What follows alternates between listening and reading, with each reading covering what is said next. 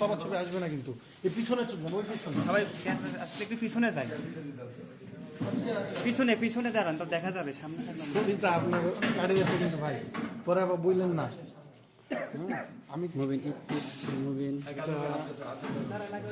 আপনারা জানেন যে রাজশাহী বিশ্ববিদ্যালয় জনগণের ট্যাক্সের টাকায় পরিচালিত হয়ে থাকে এবং রাজশাহী বিশ্ববিদ্যালয় ছাত্রদল শিক্ষার্থীদের নিয়ে ছাত্র রাজনীতি করে এবং শিক্ষার্থীদেরকে প্রতিনিধিত্ব করে। আমাদের রাকসুতে শিক্ষার্থীদের যে কষ্টযুক্ত টাকা ফি থাকে সেই টাকাটা রাজশাহী বিশ্ববিদ্যালয়ের রাকসু তথাকথিত ভিপিজিএস এবং তার কিছু সম্পাদকরা প্রায় 1.25 কোটি টাকা তারা ব্যক্তিগত কাজে দেখিয়ে উত্তোলন করে বিনা ভাউচারে 62 লাখ টাকা বানানোর জন্য বেলিস্টি কর্মসূচি তারা প্রদান করেছে।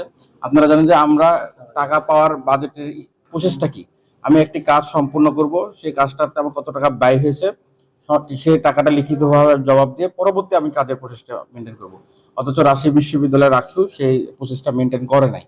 এ দ্বারাই প্রমাণিত হয় যে তারা এটি শিক্ষার্থীদের কল্যাণে তারা টাকাটা ব্যয় করেনি, তারা ব্যক্তিগত অথবা নিজস্ব রাজনৈতিক এজেন্ডা বাস্তবায়নের জন্য তারা বাস্তবায়ন করেছে। আমরা এর প্রতিবাদে আমরা বিক্ষোভ মিছিল করেছি, আমরা শিক্ষার্থীদেরকে নিয়ে ভাউচার মেলা করেছি। আজকে রাজশাহী বিশ্ববিদ্যালয়ের মাননীয় উপাচার্য বরাবর আমরা স্মারকলিপি প্রদান করেছি। ইতিমধ্যে আমাদের মাননীয় উপাচার্য স্যার তিনি ঢাকাতে অবস্থান করার কারণে উপাচার্য আমাদের professor doctor Abdul Alim sir তিনি আমাদের আশ্বস্ত করেছেন যে রাজশাহী বিশ্ববিদ্যালয়ের 73 অ্যাক্ট অনুযায়ী কেউ যদি দোষী সাব্যস্ত হয়, কেউ যদি রাকসুর টাকা চুরি করে বা লুটপাট করে, তাকে রাজশাহী বিশ্ববিদ্যালয় প্রচলিত আইনে তাকে শাস্তি প্রদান করা হবে।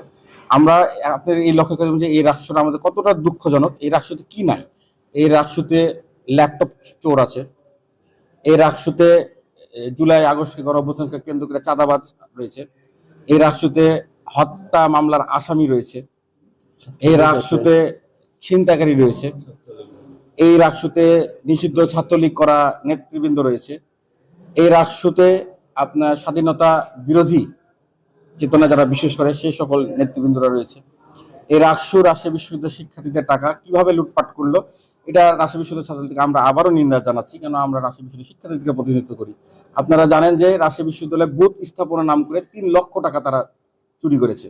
অথচ বিগত 32 বছর আপনারা সাংবাদিক ভাইরাই আপনারা বিভিন্ন সময় প্রচারণা করেছেন, সেখানে রাকসুর আমরা বুথ একটি দুটি হয়তো বুথ জুবলির সামনে বিভিন্ন ভবনের সামনে অবস্থান করেছে, সেখানে হয়তো 1.5 থেকে 2,000, 3,000, 5,000, 10,000 টাকা খরচ হতে পারে, কোনো 3 লক্ষ টাকা খরচ হয়। এখানে তো দিবালোকের মতো প্রমাণিত হয়েছে যে তারা টাকা চুরি করেছে। তো এই রাকসু তো আমরা রাজশাহী বিশ্ববিদ্যালয়ের শিক্ষার্থীরা আমরা চাই না। আমরা চাই যে রাকসুর শুধু তাদেরকে শাস্তির আওতায় আনতে হবে না, কিন্তু এটা শিক্ষার্থীদের কষ্টযুক্ত টাকা, সেই টাকাটা ফেরত নিয়ে এসে আবার রাকসু ফান্ডে জমা দিতে হবে, যাতে এই টাকাটি রাজশাহী বিশ্ববিদ্যালয়ের শিক্ষার্থীদের কল্যাণে যাতে ব্যয় করা হয় এবং এটি যদি নিশ্চিত করা হয়। আমরা কোনো ব্যক্তির আক্রোশ থেকে আমরা আজকে আসি না, আমরা এসেছি জবাবদিহিতার জায়গা থেকে, যে রাকসু রাজশাহী বিশ্ববিদ্যালয়ের শিক্ষার্থীদের টাকা সেটি জবাবদিহিতা নিশ্চিত করতে হবে।